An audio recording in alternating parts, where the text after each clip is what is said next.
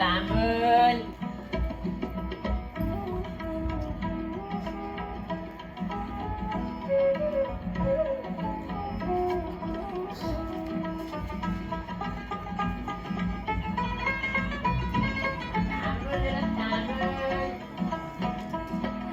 शाम का दूसरा पहर शुरू हो गया है।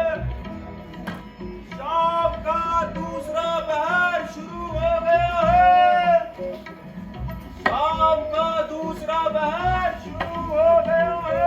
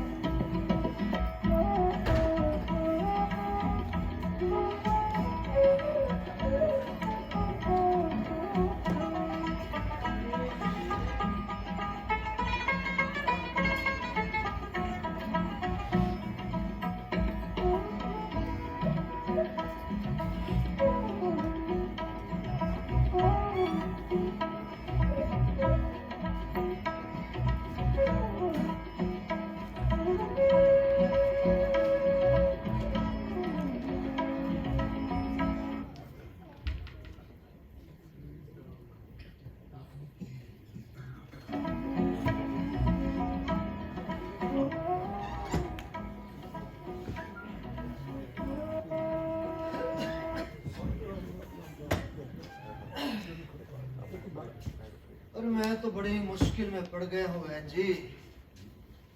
अरे जब वो नहीं था तब वो था ही नहीं, कोई चिंता कोई फिक्र नहीं था।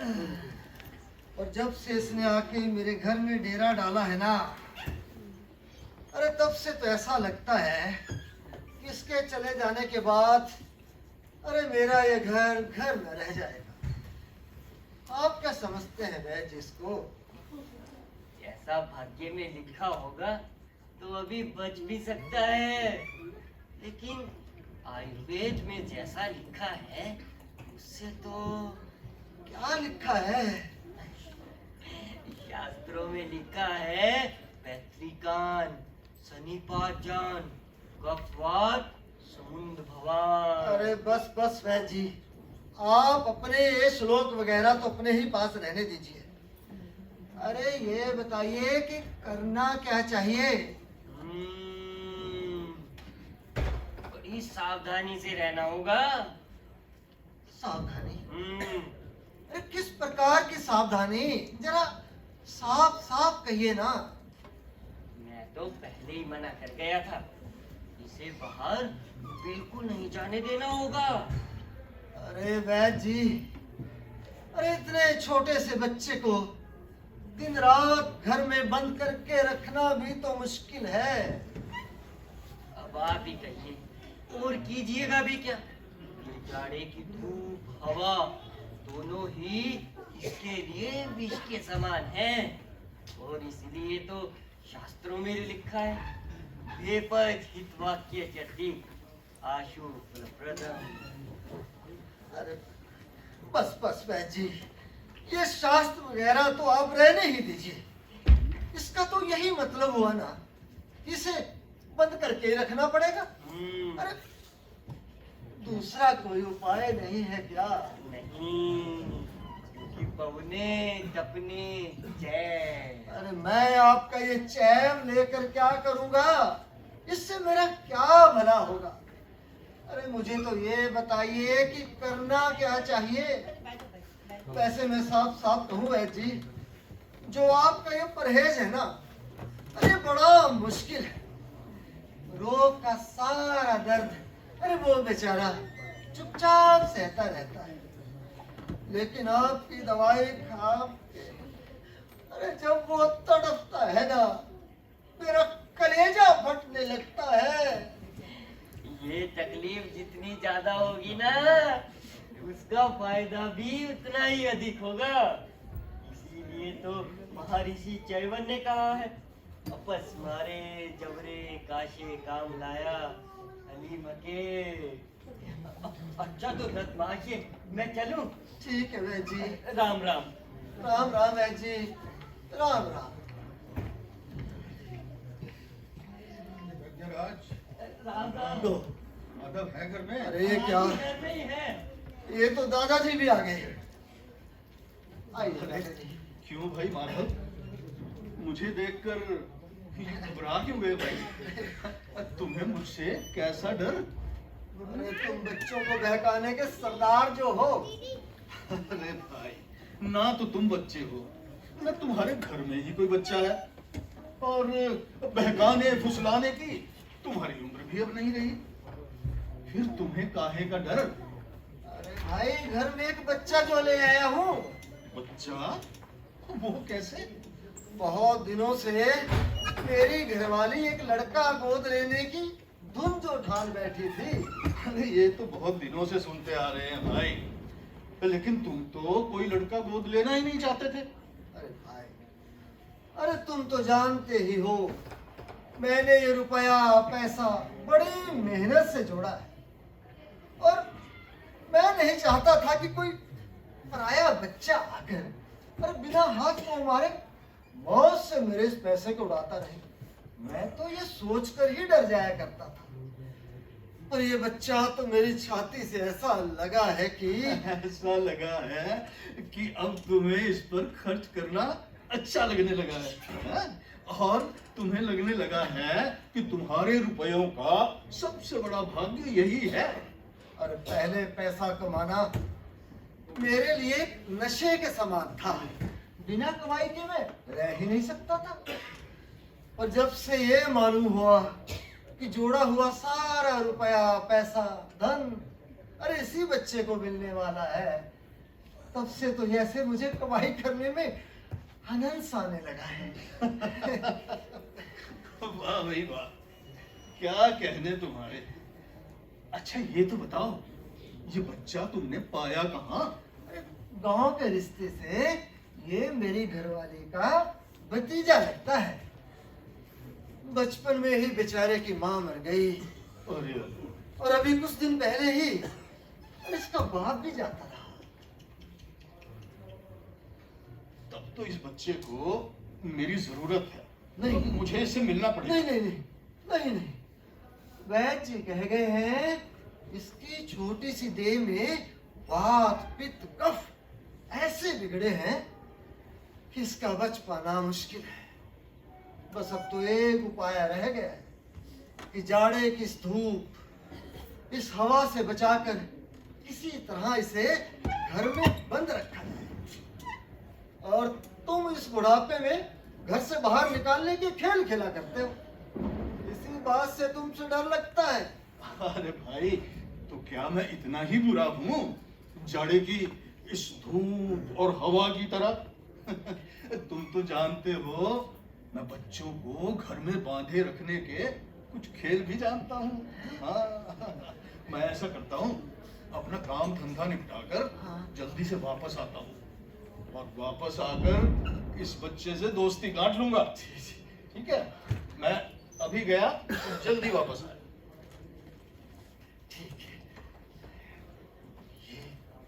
फूफा जी, हाँ, हाँ, क्या है अमन? मैं क्या उस बरामदे तक भी नहीं जा सकता? नहीं बेटा।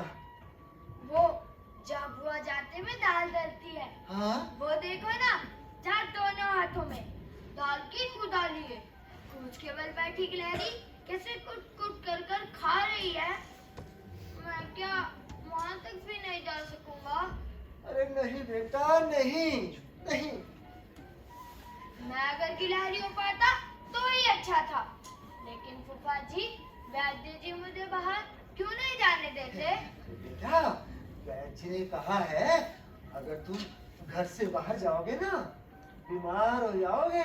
वैद्य जी को ये बात कैसे मालूम हुई? अरे वाह, वैद्य जी ने इतनी पोथियां जो पढ़ डाली है। पोथी पढ़ने से क्या सब कुछ जाना जा सकता है? देखो तुम इतना भी नहीं जानते। मैंने तो पोथी पढ़ी नहीं, इसीलिए नहीं जानता। अरे बेटा, ये जो पंडित लोग होते हैं ना, रहते हैं। ये कभी घर से बाहर नहीं निकलते। वे बाहर नहीं निकलते। ना, भला भी निकलेंगे कब? बस ये तो घर में बैठे बैठे पोथियां पढ़ते रहते हैं। किसी दूसरी तरफ तो इनकी नजर जाती ही नहीं। बाबू, तुम भी ना बड़े होकर इतने बड़े पंडित बनोगे और घर में बैठे बैठे इतनी पोथियां पढ़ोगे कि लोग तुम्हें देख के अचरज में पड़ जाएंगे। नहीं नहीं फूफा जी, मैं पंडित नहीं बनूंगा। अरे बेटा, अगर मैं पंडित हो पाता तो मैं तो धन्य हो जाता। देखने की जितनी चीजें हैं उन सबको देखूंगा, बस देखता हुआ घूमा करूंगा। लेकिन फूफा जी, मैं पंडित हरगिज नहीं बनूंगा। अरे बेटा, क्या देखोगे? बाहर इतना कुछ देखने को है भी क्या? अपनी उस खिड़की के पास बैठकर दूर वो पहाड़ दिख पड़ता है ना, मेरा बड़ा जी होता है कि उसे पार कर आगे चला जाऊं। पहाड़ पार करना है? हाँ? जैसे कुछ दूसरा काम धंधा तो है ही नहीं, उस पहाड़ पार करना है। बेटा, ये जो इतना ऊंचा पहाड़ खड़ा है ना, तुम्हें पता है इसे पार करने की मनाही है। वरना तुम ही कहो, इतना बड़े बड़े पत्थर जोड़कर इतना ऊंचा पहाड़ खड़ा करने की क्या जरूरत थी? फूफा जी, तुम्हें क्या ऐसा लगता है कि वो मना कर रहा है? लेकिन मुझे तो ऐसा लगता है मानो धरती बोल नहीं सकती, इसीलिए अपने दोनों हाथ इस नीले आसमान में फैलाकर हमें बुला रही हो। दूर वो लोग रहते हैं ना अपने घरों में, हाँ? वे भी उस पुकार को सुन पाते हैं। लेकिन पंडित लोग शायद उसे नहीं सुन पाते। अरे वो तुम्हारी तरह पागल नहीं है, वे सुनना भी नहीं चाहते। बाजी, कल मैंने अपने जैसे एक और पागल देखा। अच्छा, अरे सुनाओ तो सही, कैसा था वो? उसके कंधे पर बांस की एक लाठी थी। हाँ? लाठी के अगले सिरे पर पोटली बंधी थी। उसके बाएं हाथ में लोटा, पैरों में नागौरी जूते पहने उस पहाड़ को पार कर आगे जा रहा था। मैंने उसे पुकार कर पूछा, तुम कहाँ जा रहे हो? उसने कहा, पता नहीं। मैंने पूछा, क्यों जा रहे हो? उसने कहा, काम ढूंढने। अच्छा फूफा जी, काम भी क्या ढूंढना पड़ता है? अरे बेटा, उसका क्यों नहीं? न जाने कितने लोग काम ढूंढते फिरते हैं। तब तो ठीक है, मैं भी उन लोगों की तरह काम ढूंढता हुआ घूमा करूंगा। और अगर ढूंढने से भी ना पा सकोगे तो? अगर ढूंढने से भी ना पा सकूंगा तो फिर ढूंढूंगा। लेकिन फूफा जी, उसके बाद वो नागौरी जूतों वाला वो आदमी वहाँ से चला गया। वो डूमर गाछ के नीचे वो झरना बह रहा है ना, हाँ? वही उसने लाठी उतार कर रखी और अपनी पोटली खोली और पानी से सान कर सत्तू खाने लगा। फूफा जी, खाना खाने के बाद उसने पोटली बांधी, पैरों के कपड़े समेत वो नदी के पानी में उतर गया और उसे पार कर आगे चला गया। फूफा जी, मैंने बुआ जी से कह रखा है कि मैं भी एक दिन उस झरने के पास जाकर सत्तू खाऊंगा। फिर तुम्हारी बुआ ने क्या कहा? बुआ ने कहा, पहले तुम अच्छे तो हो लो, उसके बाद मैं तुम्हें अपने आप उस झरने के पास ले जाकर सत्तू खिलाऊंगी। वैसे फूफा जी, मैं कब तक अच्छा हो जाऊंगा? हाँ, बेटा, तुम्हारे अच्छे होने में ना अब ज्यादा देर नहीं है। देर नहीं है, तब तो मैं अच्छा होते ही चला जाऊंगा। कहाँ जाओगे? कितने ही झरनों के पानी को पार करता हुआ मैं चला जाऊंगा। दोपहर के वक्त जब सब लोग अपने खिड़की दरवाजे बंद कर सो रहे होंगे, तब मैं जाने कहा कितनी दूर काम ढूंढता हुआ घूमता फिरता चला जाऊंगा। अच्छी बात है, और अच्छी बात है, चले जाना। लेकिन पहले अच्छे तो हो लो, उसके बाद मुझे पंडित होने को ना कहना फूफा जी। ओ, तो तुम ही कहो, तुम क्या होना चाहते हो? क्या होना चाहता हूँ, ये मैं नहीं जानता। अच्छी बात है, सोच कर बताऊंगा। देखो बेटा, तुम ना जिस किसी परदेसी को यूं बुला बुलाकर, अरे बातें तो न किया करो। परदेशी आदमी मुझे बड़े अच्छे लगते हैं फूफा जी। अगर कोई तुम्हें पकड़ कर ले गया तो तब तो बड़ा मजा रहे, लेकिन मुझे तो कोई पकड़ कर नहीं ले जाता। सब मुझे अपनी खिड़की के पास बैठाए रखते हैं। देखो बेटा, मुझे काम है? मैं घर से बाहर जा रहा हूँ और तुम घर से बाहर मत निकलना। बेटा यहीं बैठे रहना इस खिड़की के पास। ठीक है फूफा जी, मैं इसी खिड़की के पास बैठा रहूंगा। देखो बेटा, कहीं नहीं जाऊंगा, घर से कुछ बाहर नहीं मत करूंगा। निकलना, यहीं बैठे रहना मेरा अच्छा बच्चा, यहीं बैठे रहना। दही ले लो दही, ताजी मीठी बढ़िया दही। दही ले लो दही, ताजी मीठी बढ़िया दही। दही ले लो दही। दही लो दही, ताजी बढ़िया मीठी दही। दही लो दही। दही वाली, ओ दही वाली। क्यों पुकारते हो बेकार? तुम्हें दही लेनी है? लूंगा कैसे? दही लेने के लिए मेरे पास पैसे कहाँ हैं? कैसे बेकार लड़के हो तुम? लोगे नहीं तो मेरा वक्त क्यों बर्बाद करते हो? अगर मैं जा सकता तो तुम्हारे साथ जाता। मेरे साथ चले जाते? हाँ, वहाँ जाने कितनी दूर से आँख लगाती चली आ रही हो। सुनकर मेरा मन न जाने कैसा हो रहा है। बाबू, तुम यहाँ बैठकर कर क्या रहे हो? दैत्य जी ने मुझे बाहर निकलने की मनाही कर रखी है, इसीलिए मैं दिन भर इसी खिड़की के पास बैठा रहता हूँ। ओह, तुम्हें हुआ क्या है बाबू? ये मैं नहीं जानता, मैंने पोछा नहीं पड़ी है ना, इसीलिए। दही वाली, तुम कहाँ से आ रही हो? मैं अपने गांव से आ रही हूँ। अपने गाँव से? हाँ, बहुत दूर है तुम्हारा गाँव। मेरा गांव पंचमुड़ा पहाड़ के नीचे है, शामली नदी के किनारे। पंचमुड़ा पहाड़, शामली नदी, शायद कभी मैंने तुम्हारा गाँव देखा है। कब? ये मुझे याद नहीं आता। सचमुच? तुमने मेरा गांव देखा है? तुम कभी उस पहाड़ तली में गए थे क्या? नहीं, मैं तो कभी नहीं। फिर भी मुझे ऐसा लगता है मानो मैंने तुम्हारा गाँव देखा है। बहुत बड़े बड़े पेड़ों की तरह है ना तुम्हारा गाँव, उस लाल रंग की सड़क के किनारे। बिल्कुल ठीक कहते हो तुम बाबू। वहाँ पहाड़ पर गाय भी चरा करती है ना। कैसे अचरज की बात है। बिल्कुल ठीक कहते हो तुम बाबू।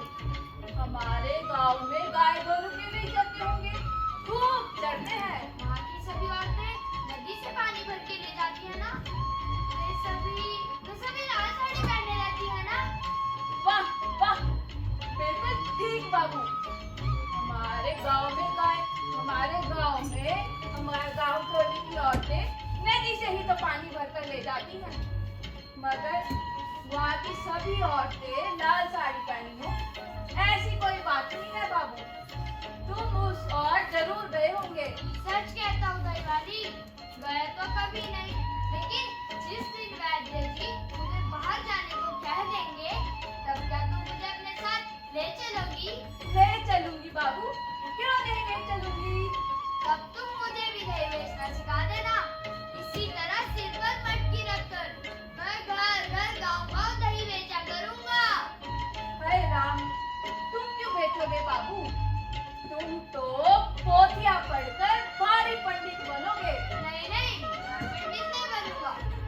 मैं तो तुम्हारी लाल सड़क के किनारे वालों के घर से दही ले आकर उसे घर घर गाँव बेचा करूँगा। तुम कैसे कहती हो? दही लो दही, ताजी बढ़िया मीठी दही। दही लो दही, जवान लगाना सिखा दो ना। हे राम, तुम क्यों सीखोगे बाबू? नहीं नहीं, ये सुर मुझे बड़ा अच्छा लगता है। आसमान के अंतिम छोर से जब पंछी की आवाज सुनने पर मन खुश हो जाता है। ठीक ठीक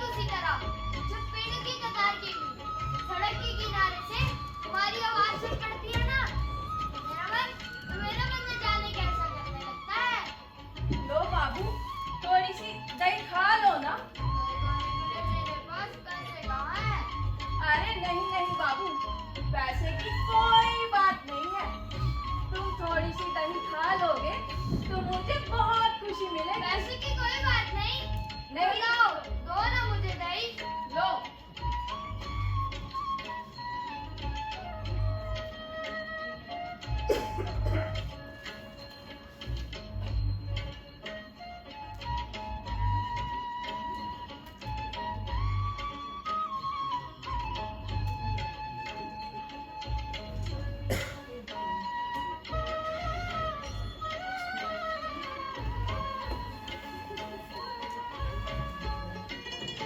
दिवाली, तुम्हारी दही तो बहुत अच्छी है। वैसे क्या तुम्हें बहुत देर हो गई है?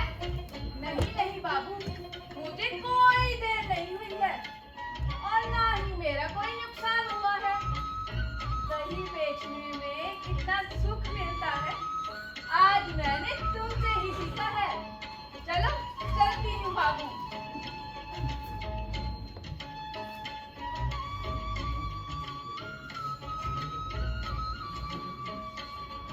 दही ले लो दही, काली मीठी बढ़िया दही। दही ले लो दही, काली मीठी बढ़िया दही। दही लो दही, ताजी बढ़िया मीठी दही। दही लो दही, ताजी बढ़िया मीठी दही। शाम का दूसरा पहर शुरू हो गया है। शाम का दूसरा पहर शुरू हो गया है। पहरेदार, शाम का ओ दूसरा पहरेदार, पहर शुरू हो गया है। पहरेदार जरा सुन जाओ ना। अरे इतनी चीख पुकार क्यों मचा रहे हैं? मुझसे डरते नहीं तुम? क्यों? तुमसे क्यों डरना? अगर मैं तुम्हें पकड़ ले जाऊं तो? तब तो बड़ा मजा रहे। वैसे कहाँ ले जाओगे मुझे पकड़कर? बहुत दूर और उस पहाड़ के पास। अगर एकदम राजा के पास ले जाऊं? राजा के पास तो ले चलो ना। लेकिन मुझे तो कोई पकड़ कर भी नहीं ले जाता, सब मुझे यहाँ बैठा रखते हैं। वैद्य जी ने मुझे बाहर निकलने की मनाही करी है ना। वैद्य जी ने मनाही कर रखी है। हाँ, तभी तो तुम्हारा चेहरा कैसा सफेद हो गया। आंखों के नीचे काली स्याही फिर गई है और दोनों हाथों की नसें भी उभर रही हैं। पहरेदार, तुम घड़ियाल ना बजाओगे? अभी तो वक्त नहीं हुआ। कोई कहता वक्त गुजरा जा रहा है और कोई कहता वक्त नहीं हुआ। लेकिन जब तुम घड़ियाल बजा दोगे तब तो वक्त हो जाएगा ना। अरे ये कैसे हो सकता है? जब वक्त हो जाता है तभी तो मैं घड़ियाल बजाता हूँ। बहुत अच्छा लगता है तुम्हारा घड़ियाल, सुनने में खूब अच्छा। दोपहर के वक्त जब मेरे घर में सब खा पी चुकते हैं, फूफा जी जाने कहाँ काम करने चले जाते हैं, वह वान बढ़ती बढ़ती सो जाती है। मेरा नन्हा कुत्ता दलान के उस कोने में पूंछ के नीचे सिर छुपा के सोया होता है ना, तभी तुम्हारा घड़ियाल बज उठता है। टन टन टन। अच्छा पहरेदार, क्यों बजता है तुम्हारा ये घड़ियाल? घड़ियाल सबको ये बतलाता है कि वक्त किसी के लिए नहीं रुकता। वो तो बस चला जा रहा है, चला जा रहा है। चला जा रहा है? कहाँ चला जा रहा है? किस देश को? ये बात तो कोई नहीं जानता। शायद उस देश को किसी ने ना देखा हो। मेरा बड़ा जी होता है कि मैं भी इस वक्त के साथ चला जाऊं उस बहुत दूर के देश में, जिस देश में ना कोई गया हो और ना ही किसी ने उसे देखा हो। एक ना एक दिन तो उस देश में सभी को जाना होगा। मुझे भी जाना होगा। जाना तो होगा ही। लेकिन वैद्य जी ने तो मुझे बाहर निकलने की मनाही कर रखी है। हो सकता है कि किसी दिन खुद वैद्य जी ही तुम्हारा हाथ पकड़ कर वहां ले जाए। अरे नहीं, तुम उन्हें नहीं जानते। वे तो सिर्फ बात कर ही रखना जानते हैं। लेकिन उनसे भी अच्छे जो वैद्य जी हैं वो आकर छुड़ा ले जाते। मेरे अच्छे वैद्य जी कब आएंगे पहरेदार? मुझे यहाँ बैठा रहना अब अच्छा नहीं लगता। ऐसी बात नहीं नहीं, मैं तो बैठा ही हूँ जहाँ मुझे बैठा रखा है। लेकिन जब तुम्हारा घड़ियाल बजता है ना तो मेरा मन न जाने कैसा करने लगता है।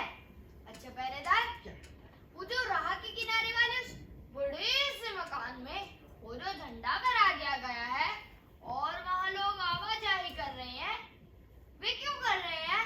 वहाँ क्या हुआ है? वहाँ नया डाकघर खुला है। डाकघर?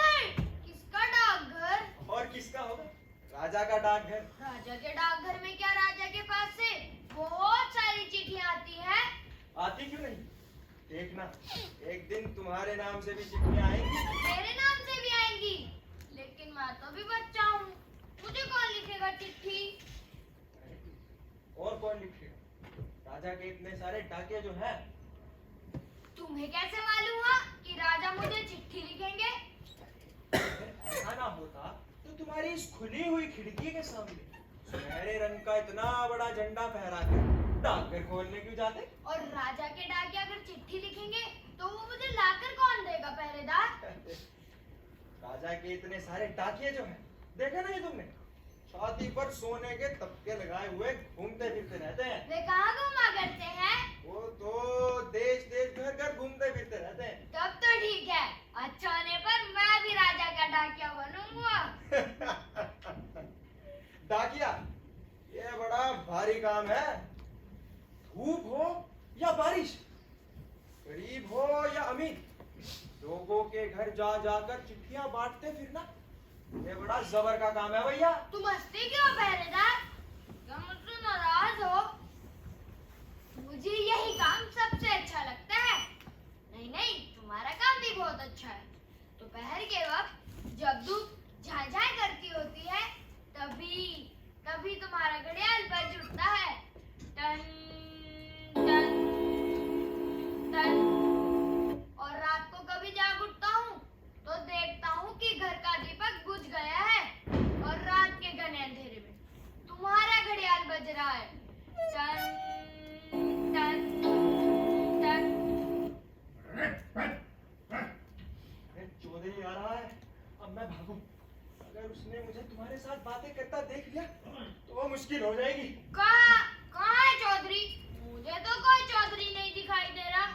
अरे वो आ रहा है, हाथ में लाठी लिए और मुंह में पान चबाए हुए आ रहा है। उसे भी शायद राजा ने ही चौधरी बनाया होगा। अरे नहीं, वो तो खुद ही चौधराई करता फिरता रहता है।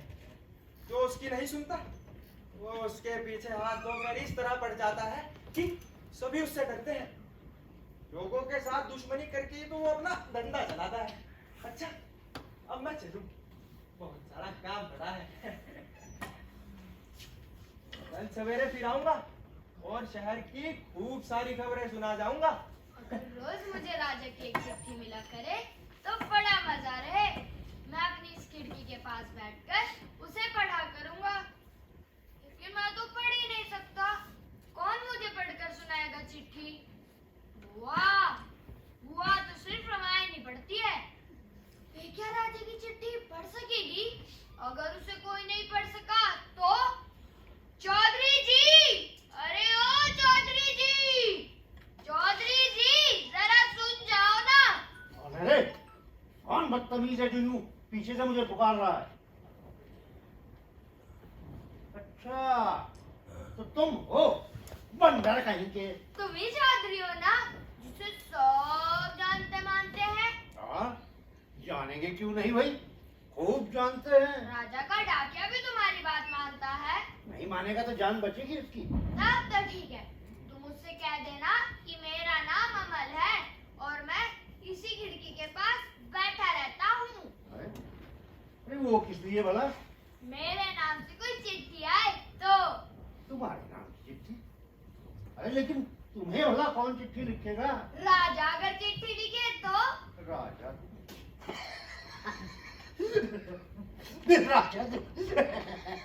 राजा तुम्हें ये लड़का भी बहुत पहुंची हुई चीज जान पड़ता है।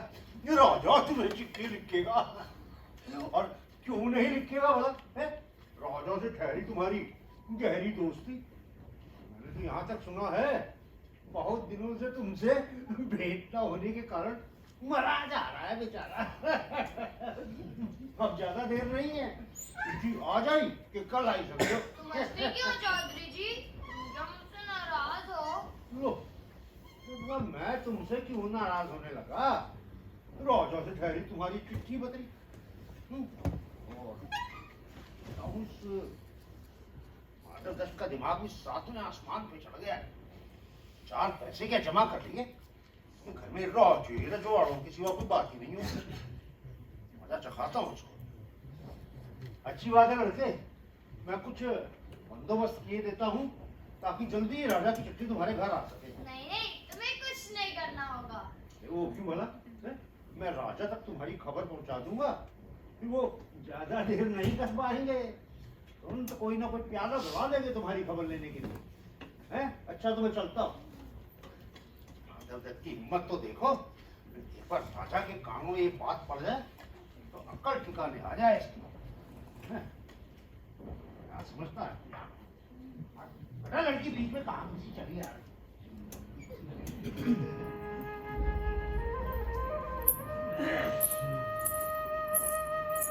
कौन हो? कौन हो तुम? क्यों चली जा रही हो? जरा रुको ना भाई। मुझे रुकने की फुर्सत कहाँ है? वक्त जो बीता जा रहा है। असल में तो तुम रुकना ही नहीं चाहती। मैं भी अब यहाँ बैठा नहीं रहना चाहता। तुम्हें देखकर मुझे भोर की तारीख याद हुआ है। बताओ तो सही, तुम्हें हुआ क्या है? दादी जी ने मुझे बाहर नहीं करने की मनाही कर रखी है। तब फिर तुम हरगिज बाहर ना निकलना। वैद की बात तो माननी ही चाहिए, उत्पात नहीं करना चाहिए, वरना लोग तुम्हें शरारती कहेंगे। बाहर की ओर देखकर तुम्हारा मन छटपटा रहा है ना? बल्कि मैंने तुम्हारा आधा दरवाजा भी बंद कर नहीं दिया। नहीं, सिर बंद मत करो, ना तो सब बंद है, बस यही खुला है। वैसे तुम कौन हो? मैं तुम्हें नहीं जानता। मेरा नाम सुधा है। सुधा? कौन सुधा? जानते नहीं? मैं यहाँ की मालिन की बेटी हूँ। तुम क्या करती हो? डाला भरकर फूल चुन लाती हूँ और फिर उनकी मालाएं गूंथती हूँ। अभी मैं फूल चुनने ही जा रही हूँ। फूल चुनने जा रही हो? शायद तभी तुम्हारे दोनों पैर इतने थिरक उठे हैं। तुम चलती हो तो तुम्हारे पैर बज उठते हैं, छन छन छन छन छन, छन छन छन छन छन। मैं अगर तुम्हारे साथ जा सकता ना तो उस बड़ी सी डाल के ना दिखने वाले फूल भी तुम्हारे लिए झाड़ लेता। क्यों नहीं? जैसे फूलों का हाल मुझसे ज्यादा तो तुम ही जानते हो। जानता क्यों नहीं? बेशक जानता हूँ। मैं 7 भाइयों वाली चंपा का हाल भी जानता हूँ। मुझे ऐसा लगता है अगर लोग मुझे बाहर जाने दे तो बस जंगल में भी जा सकता हूँ, जहाँ खोजने पर भी राह ना पा जा सकती हो, जहाँ पतली डाल की पुंगी पर बैठी दुनिया चिड़िया झूला झूला करती है, मैं चंपा बनकर खिल सकता हूँ। तुम क्या मेरी पारुल दीदी बनोगी? तुम्हारी भी क्या थे है? मैं तुम्हारी पारुल दीदी कैसे बनूंगी? मैं तो सुधा हूँ, शशि मालिन की बेटी। मुझे रोज इतनी सारी मालाएं गूंथनी होती है, लेकिन मैं अगर तुम्हारी तरह इसी जगह बैठ पाती तब क्या ही मजा आता। तब तुम क्या करती दिन भर? मेरी एक बनिया बहू गुड़िया है, उसका ब्याह करती। मेरी एक मैनी बिल्ली है, उससे। लेकिन नहीं, मुझे देर हो रही है। देर होने पर फिर फूल नहीं मिलेंगे। उससे थोड़ी देर और बातचीत करो ना, मुझे बड़ा अच्छा लगता है। भले लड़के की तरह चुपचाप यहीं बैठे रहो, मैं फूल चुनते लौटूंगी और फिर तुमसे गपशप करती जाऊंगी। तो मुझे फूल भी देती जाओगी? फूल यूं ही कैसे दूंगी? उसका दाम भी तो दे देना होगा ना। जब मैं बड़ा हो जाऊंगा तब दाम दे दूंगा। जब मैं उस झरने के पास काम ढूंढने जाऊंगा ना तब दाम देता जाऊंगा। अच्छा, यही सही। तुम फूल चुन कर आओगी ना? हाँ हाँ आऊंगी। आओगी ना? हाँ हाँ आऊंगी। मुझे भूलोगी तो नहीं? मेरा नाम अमल है, तुम्हें याद रहेगा ना? देखना, मैं भूलूंगी नहीं, मुझे याद रहेगा।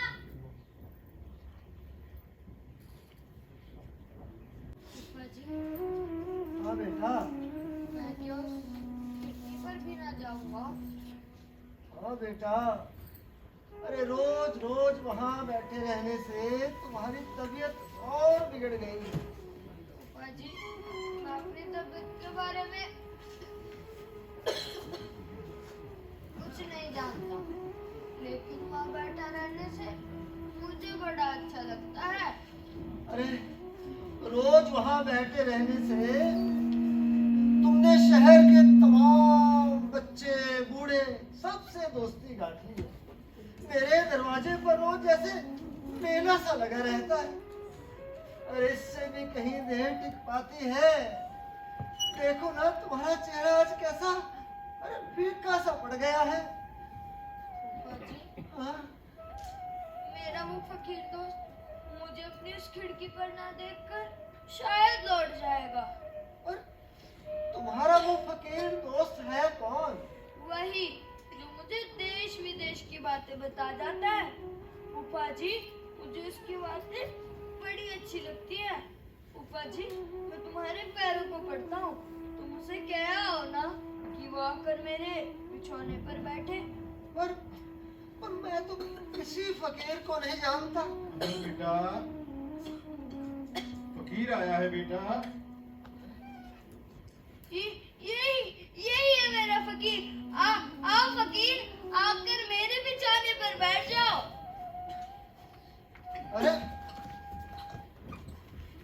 अरे पर ये तो मैं ही फकीर हूँ। अरे मैं तो यही जान नहीं पाता कि तुम क्या नहीं हो। फकीर तुम इस बार कहाँ गए थे? हाँ बेटा, इस बार मैं क्रॉस द्वीप में गया था। अभी वहीं से लौट रहा हूँ। क्रॉस द्वीप से? अरे तुम्हें क्यों अचरज होता है? अरे भाई मेरा कौन सा कुछ खर्च होता है? अपनी खुशी से जहाँ चाहूँ जा सकता हूँ। तब तो तुम्हारी बड़ी मौज है। फकीर तुम्हें याद है ना, तुमने मुझसे कहा था कि जब मैं अच्छा हो जाऊंगा तब तुम मुझे अपना चेला बना लोगे। तुम्हें याद है ना फकीर? हाँ बेटा, खूब याद है, खूब याद है। मैं तुम्हें घूमने फिरने के ऐसे मंत्र बता दूंगा कि पहाड़ पर, समुंदर में और वन में तुम्हें कहीं भी कोई रोक टोक नहीं होगी। अरे तुम ये क्या पागलों जैसी बातें कर रहे हो? हाँ बेटा, मैं ऊंचे पहाड़, गहरे समुंदर और घने वन से नहीं डरता। लेकिन अगर तुम्हारे इन फूफा के साथ साथ कहीं वो वैद्यराज भी आ जाए ना, तब तो बेटा मेरे मंत्रों को भी हार माननी पड़ेगी। नहीं फूफा जी, वैद्य जी से कुछ मत कहना। मैं कुछ नहीं करूंगा, कहीं नहीं जाऊंगा, यहीं बैठा रहूंगा। लेकिन जिस दिन मैं अच्छा हो जाऊंगा उसी दिन मैं फकीर का वो मंत्र लेकर चला जाऊंगा। तब मुझे कहीं कोई रोक टोक नहीं होगी। अरे छी बेटा, अरे रोज रोज इस तरह जाने की रट नहीं लगाया करते। ऐसी बातें सुनकर मेरा मन ना जाने कैसा हो जाता है। रोशद्वीप कैसा द्वीप है फकीर, मुझे बताओ ना। क्रॉस द्वीप वो तो रहस्य भूमि है बेटा, एकदम चिड़ियों का देश। इंसान नाम की चीज तो वहां है ही नहीं। चारों ओर केवल पक्षी ही पक्षी, और वो पक्षी भी ऐसे जो ना तो बोलते हैं और ना ही चलते हैं, बस गाते हैं और अपने पंख पसारे उड़ते चले जाते हैं, उड़ते चले जाते हैं। वाह कैसा अजीब देश है। समुद्र है ना? समंदर वो तो चारों तरफ है ही। वहाँ के सभी पेड़ नीले रंग के हैं। उन्हीं नीले पहाड़ों पर तो उन पक्षियों का बसेरा है। शाम के समय जब अस्त होते हुए सूरज की सुनहरी रोशनी उन पहाड़ों पर पड़ती है और झुंड के झुंड हरे रंग के पक्षी अपने बसेरों में लौटने लगते हैं, तो आसमान के रंग से, उन पक्षियों के रंग से और पहाड़ के रंग से एक अजीब जादुई समा बन जाता है।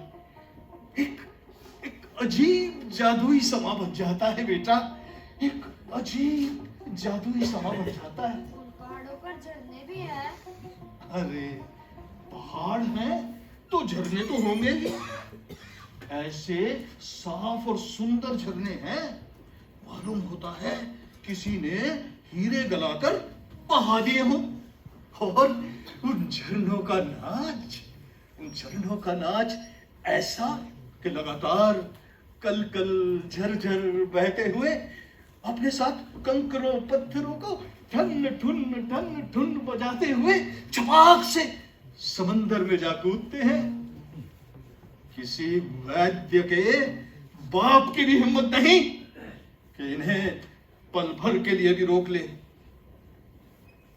चिड़ियों ने अगर मुझे इंसान समझकर वहां से निकाल न दिया होता तो मैं इन्हीं झरनों के किनारे और उन हजारों बसेरों के बीच अपना एक छोटा सा घोंसला बनाकर समंदर की लहरें देखता देखता अपनी सारी उम्र वहीं बिता देता। बेटा, मैं अपनी सारी उम्र वहीं बिता देता। मैं भी अगर चिड़िया हो पाता तो। तुम अगर चिड़िया हो पाते तो तुम अगर चिड़िया हो पाते तो बड़ी मुश्किल हो जाती। बेटा, सुना है तुमने दही वाली से कह रखा है कि तुम बड़े होकर दही बेचोगे। अब चिड़ियों के बीच तो तुम्हारा ये रोजगार ना चल पाता बेटा, उल्टा तुम्हें कुछ नुकसान ही हो जाता। तुम मुझे पागल बनाकर छोड़ोगे क्या? मैं तो चला। फूफा जी, क्या है? मेरी वो दही वाली आकर लौट तो नहीं गई? अरे लौट क्यों नहीं जाएगी? कहीं तुम्हारे इस फकीर दोस्त की चिड़ियों वाली कहानी सुनकर भी उसका पेट भरेगा? हाँ, तुम्हारे लिए वो एक कुलिया दही छोड़ गई है। कह गई है कि गांव में उसकी भांजी की शादी है और इसीलिए वो कलमी टोला में जाकर शहनाई का बयाना देने जा रही है। उसे जरा भी फुर्सत नहीं है। उसने तो कहा था कि वो मेरी नन्ही सी दुल्हन बनेगी। उसकी नाक में बुलाक और पहनावे में लाल डोरिया साड़ी होगी और वो सवेरे सवेरे अपने हाथ से काली गाय धोकर मेरे पास आ बैठेगी और मुझे फेन सहित मिट्टी के नए बर्तन में दूध पीने को देगी और वो शाम के समय मुझे 7 भाइयों वाली चंपा की कहानी भी सुनाएगी। अरे अरे अरे, क्या ठाठ है भाई तुम्हारी दुल्हन के। हैं मैं तो फकीर हूँ, मैं भी खैर। अच्छा ऐसा करते हैं बेटा, इस बार उसका ब्याह हो जाने देते, फिर कल जब तुम्हें जरूरत होगी तो दही वाली के यहाँ भांजियों का अकाल थोड़ी पड़ जाएगा। अरे अब तो हद हो गई भाई, तुम मुझे पागल बना दोगे। मुझे चलना चाहिए। फूफा जी तो चले गए, तुम मुझे चुपचाप से बता दो ना, क्या राजा के डाकघर में मेरे नाम से कोई चिट्ठी आई है?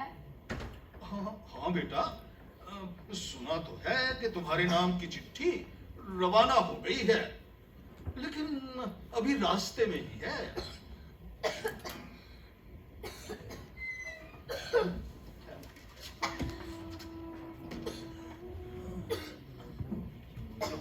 पानी।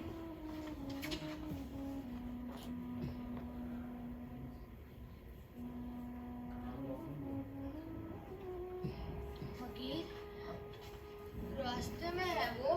किस रास्ते में है? किस रास्ते में है? वो उस रास्ते में तो नहीं जो बारिश के बाद आसमान साफ हो जाने पर बहुत दुखी। हाँ भाई, वो तो मैं देख रहा हूँ, लेकिन तुम कैसे जानते हो? ये मैं नहीं जानता, मुझे ऐसा लगता है कि मैं अपनी आंखों के सामने सब देख पा रहा हूँ। ऐसा जान पड़ता है मैंने उसे बहुत बार देखा है, लेकिन कितने दिन देखा ये मुझे याद नहीं आता। फकीर, मैं देख रहा हूँ कि राजा का डाकिया अकेला है पहाड़ की तलहटी से उतरता हुआ चला आ रहा है। उसके कंधे पर चिट्ठियों का थैला और उसके हाथ में लालटेन, और वो दिन रात एक करता हुआ चला आ रहा है, चला आ रहा है। राह के किनारे एक भी आदमी नहीं, सिर्फ कादा खोजा पक्षी अपनी पूंछ डुलाता हुआ घूम रहा है।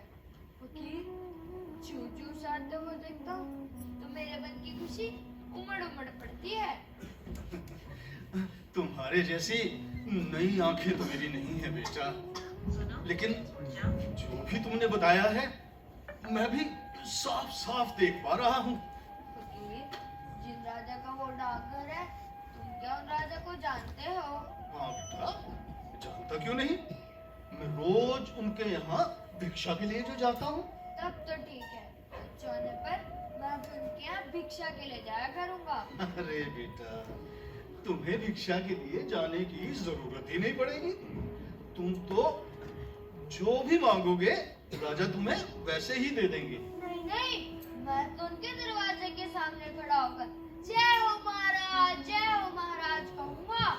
मैं खंजरी बजाकर नाचूंगा। ओह, बड़ा मजा आएगा, नहीं फकीर? हाँ हाँ, मजा तो आएगा, खूब मजा आएगा। और फिर तुम्हें साथ ले जाकर मुझे भी भरपेट भिक्षा मिलेगी।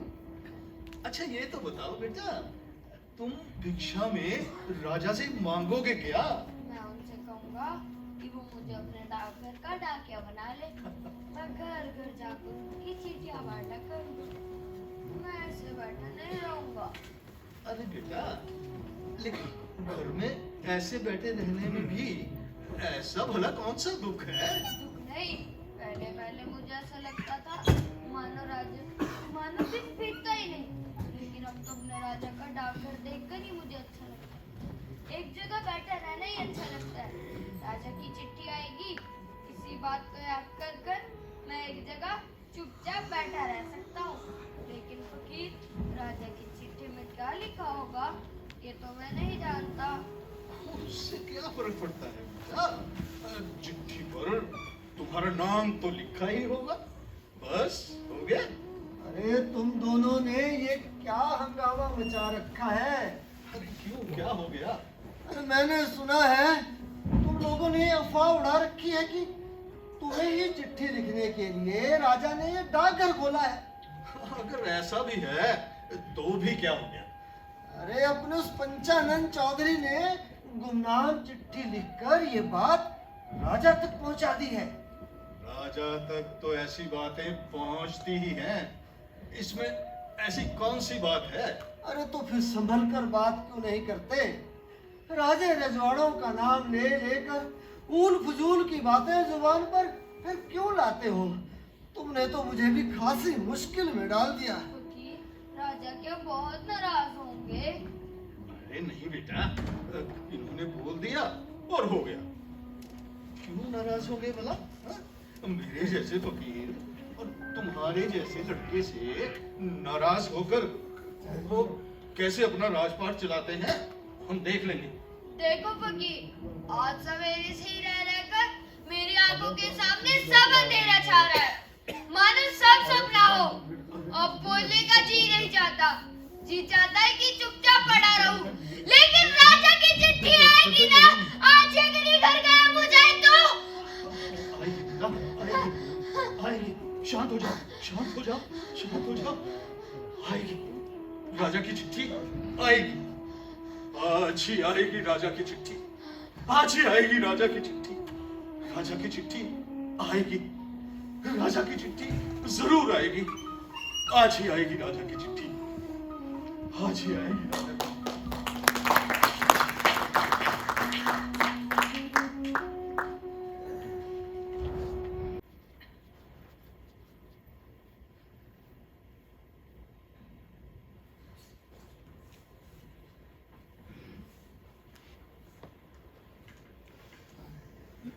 कैसा लग रहा है?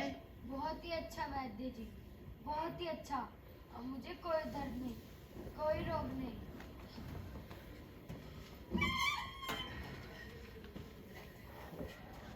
ये हंसी अच्छी जान नहीं पड़ती। ये जो इसने कहा है ना, बहुत अच्छा लग रहा है। यही यही सबसे खराब लक्षण है। और हमारे चक्रधर ने कहा है, दुहाई है वैद्य जी, चक्रधर की बात तो आप रहने ही दीजिए। अरे ये बताइए कि बात क्या है? जान पड़ता है अब इसे और दिनों तक बांधे रखा नहीं जा सकेगा। मैं तो पहले ही मना कर गया था। तो जान पड़ता है इसे बाहर की हवा लगी गई है। नहीं नहीं बहन जी, मैंने तो इसे बहुत घेर संभाल कर रखा, कभी घर से बाहर जाने नहीं दिया और खिड़कियां दरवाजे तो अक्सर बंद ही रखता हूँ। आज अचानक ना जाने कैसी हवा चल रही है। मैं खुद देख आया हूँ। तुम्हारे सदर दरवाजे के भीतर से करके हवा बह रही है और ये अच्छा जान नहीं पड़ता। दरवाजे को ताला कुंजी लगाकर अच्छी तरह बंद कर दो। और 2-4 दिन के लिए अपने यहाँ लोगों का आना जाना बंद ही रखो। और अगर कोई आ भी जाए तो खिड़की वाला रास्ता तो है ही। हाँ, और हाँ, ये जो खिड़की से डूबते हुए सूरज की रोशनी आ रही है ना, हाँ। इसे भी बंद कर दो। इससे रोगी की नींद खराब हो जाती है। बहन जी, देखो देखो, अरे अमल ने आंखें बंद कर रखी है। अरे ये सब कुछ देखकर मुझे अच्छा नहीं लग रहा। अरे बहन जी, जिस पराये बच्चे को लाकर घर में रखा, अरे जिसे प्यार दिया, लगता है उसे अब और अधिक न पा सकूंगा। अरे ये क्या, तुम्हारे यहाँ तो चौधरी आ रहे हैं? अरे भाई ये क्या हंगामा है। मैं चलता हूँ, तुम दरवाजे को अच्छी तरह बंद कर देना। मैं घर जाकर जहर गोली भिजवा देता हूँ, उसे खिलाकर देखना। अगर हो सकेगा तो इसी से उसे बचा कर रख सकोगे। मैं चलता हूँ। राम राम। राम राम। अरे चौधरी, आइए चौधरी जी, आइए, बैठिए। तुम्हारे लड़के दिख नहीं रहा। नहीं फकीर, तुम्हें ऐसा लगता है कि मैं सो गया, लेकिन मैं सोया नहीं। मैं तो सब सुन पा रहा हूँ। मैं बहुत दूर की सब बातें सुन पा रहा हूँ। ऐसा लगता है कि मेरे माँ बाबू जी मेरे सिरहाने पर आ बैठे हैं। क्यों रे माधव दत्त, आजकल तो बहुत बड़े बड़े लोगों से तुम्हारी जान पहचान हो गई है। अरे तुम्हारी है चौधरी जी, अरे यूं हंसी ठट्ठा तो न कीजिए। अरे हम तो मामूली लोग हैं। अरे नहीं नहीं, लेकिन तुम्हारा ये लड़का तो राजा की चिट्ठी का इंतजार करता रहता है। अरे भाई, वो तो बच्चा है, पगला है, भला उसकी बात का भी कोई ख्याल करता है? अरे ना ना ना माधव दत्त ना है? अरे भाई, इसमें आश्चर्य की क्या बात है? तुम्हारे जैसा ये बढ़िया घर राजा भला और कहाँ पाएंगे? देखते नहीं, इसीलिए तो ठीक तुम्हारी खिड़की के सामने राजा का नया डाकघर खुला है। लड़के, वो तुम्हारे नाम से राजा की चिट्ठी आई है। सच? नहीं तो और क्या है? मुझसे ठहरी तुम्हारी गहरी दोस्ती। ये रही राजा की चिट्ठी।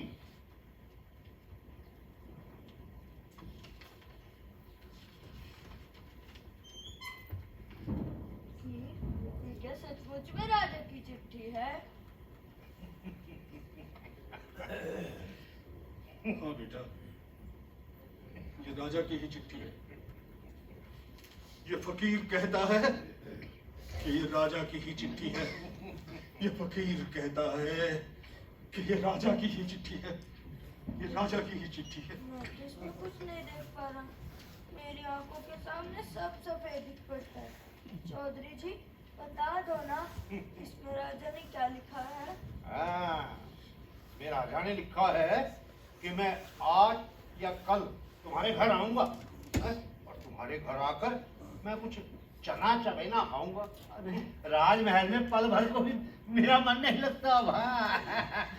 तुम्हारी है चौधरी जी, अरे ऐसे मौके पर हंसी ठट्ठा तो ना कीजिए आप। हंसी ठट्ठा, इनकी ये मजाल कि ऐसे मौके पर हंसी ठट्ठा करें। अरे चौधरी जी, इनकी बात सुनकर आप भी पागल हो गए हैं क्या दादाजी? पागल हो गया हूं मैं, पागल ही तो हो गया हूं मैं, पागल हो गया हूं मैं। तभी तो मैं इस सादे कागज में भी अक्षर देख पा रहा हूं। मैं देख रहा हूं कि राजा ने लिखा है कि वो आज रात ही अपने नन्हे दोस्त को देखने आएंगे और ये कि वो अपने साथ राजवैद्य को भी लेकर आएंगे। वो अपने साथ राजवैद्य को भी लेकर आएंगे। ये सुनो, उनके बाजे बज रहे हैं, तुम क्या सुन नहीं पाते? अरे थोड़ा और पागल हुए बिना ये कुछ नहीं सुन पाएंगे। शाम का पन्ना तारा क्या निकल आया फकीर? कहाँ से क्यों नहीं देख पा रहा? देखोगे कैसे बेटा? इन लोगों ने सारे खिड़कियां दरवाजे बंद जो कर दिए हैं। मैं देख कर आता हूँ, मैं देख कर आता हूँ। मुझे लगता था कि तुम मुझसे नाराज हो, लेकिन तुम सचमुच में राजा की चिट्ठी ले आओगे, ये मैंने ना सोचा था। लाओ, मुझे अपने पैरों की धूल दे दो। भाई इस लड़के में श्रद्धा भक्ति तो है, कल ना है सही, पर मन का अच्छा है। हाँ। ये क्या? कौन हो तुम लोग? कौन हो तुम लोग? चौधरी जी, ये कहीं कैद तो नहीं है? अरे कौन है वहां पे?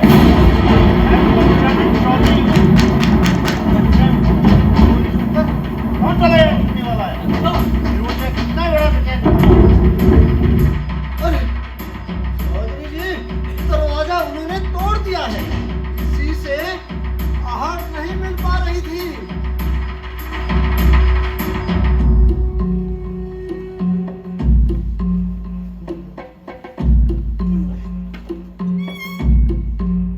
महाराज आज रात को आएंगे। ये तो कसम हो गया। कितनी रात बीते सिपाही जी? महाराज कितनी रात बीते आएंगे? रात्रि के दूसरे पहर में। तो मेरा दोस्त पहरेदार नगर की डेलोड़ी पर घड़ियाल बजाएगा तभी?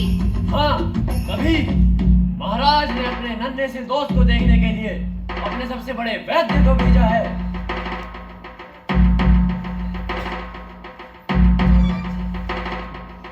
ये क्या?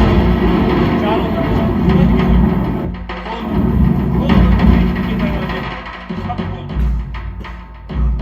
बेटा बहुत ही अच्छा वैद्य, बहुत ही अच्छा। अब मुझे कोई दर्द नहीं, कोई रोग नहीं। खुल गया, सब खुल गया। मैं आसमान के सब तारों को देख पा रहा हूँ। मैं अंधेरी रात के उस पार के सब तारों को देख पा रहा हूँ। आधी रात को जब राजा आएंगे तो क्या उनके साथ अपने बिछावन छूट कर चल सकोगे? हाँ, बाहर निकलूं तो मेरी जान बचे। मैं राजा से कहूंगा कि वो मुझे अपने डाकघर का डाकिया बना ले और साथ ही वो मुझे इस अंधेरी रात में ध्रुव तारा दिखला दे। ऐसा जान पड़ता है, मैंने उसे बहुत बार देखा है, लेकिन वो कौन सा है ये मैं नहीं जानता। ये तुम्हें सब कुछ बता देंगे। इस घर को साफ सुथरा करके फूलों से सजाकर राजा के आने लायक बना दो। जी। और ये क्या, इस आदमी को यहाँ रखने से काम ना चलेगा। नहीं नहीं वैद्य जी, ये तो मेरे दोस्त है। जब आप नहीं आए थे ना, तब इन्होंने ही तो मुझे राजा की चिट्ठी ला कर दी थी। अच्छा बेटा, यदि ये तुम्हारे दोस्त हैं ये भी रहे इस कमरे में। बेटा, राजा ना तुम्हें बहुत प्यार करते हैं। हाँ, तभी तो आज वो तुम्हें देखने के लिए आ रहे हैं। बेटा, अरे तुम तो जानते ही हो हमारी हालत अच्छी नहीं है। तुम ना राजा से कुछ मांग लेना। उसकी चिंता आप मत कीजिए, वो मैंने तय कर लिया है। क्या तय कर लिया है तुमने? मैं राजा से कहूंगा कि वो मुझे अपने डाकघर का डाकिया बना ले। मैं घर घर जाकर उनकी चिट्ठियां बांटा करूंगा। अरे मेरी किस्मत। फूफा जी, अपने घर में राजा आएंगे, उनके खाने की क्या तैयारी की है तुमने? नहीं, महाराज ने कहा है वो तुम्हारे घर में सिर्फ चना चबेना ही खाएंगे। चना चबेना ही खाएंगे? कह दिया था। तुम शायद राजा की सब बातें जानते हो, हमें तो कुछ मालूम ही नहीं। अगर किसी को मेरे घर भेज सको तो मैं कुछ खाने पीने की अच्छी अच्छी चीजें भिजवा देता हूँ। कोई आवश्यकता नहीं है। अब तुम सब लोग शांत हो जाओ। लो, इसे नींद आ गई है। घर के सारे दिए बुझा दो। अब केवल आसमान के तारों से ही रोशनी आए। मैं अब इस बच्चे के सिरहाने बैठूंगा। इसे नींद आ गई है। इसे नींद आ गई। अरे दादाजी, अरे तुम यूं हाथ जोड़े मूर्त की तरह क्या खड़े हो? भाई मुझे तो बहुत डर लग रहा है। और ये लोग मेरे घर को अंधेरा क्यों कर रहे हैं? अरे तारों की रोशनी से हमारा क्या होगा? अरे चुप कर, चुप कर, चुप कर अविश्वासी, चुप कर। कुछ ना बोल, कुछ ना कह, बस प्रार्थना कर, प्रार्थना कर।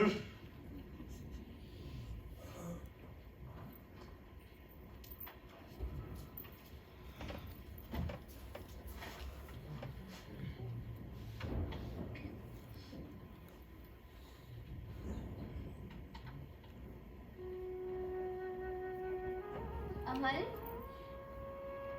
अब तो सो गया है। लेकिन मैं तो इसके लिए फूल लाई हूँ। इन्हें क्या मैं इसके हाथों में भी ना दे पाऊंगी? अच्छा, तो दे दो अपने फूल।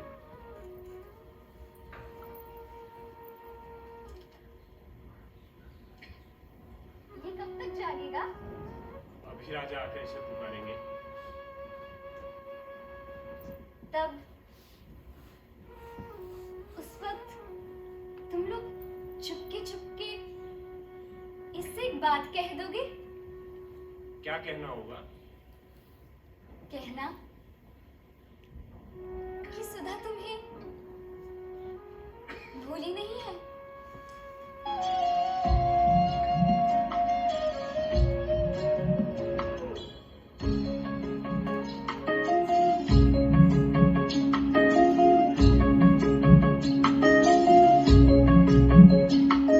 फतेह करे किले सारे, वेद जाए दीवारे, प्रेम कोई से न लागे।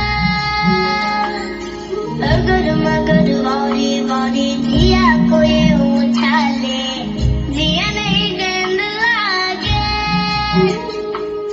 माटी कोई चंदन सा मत पे सजाए, जुबा पे जो मोह माया नमक लगाए। न जाने न गाए रे दिशा हारा मुंटा रे।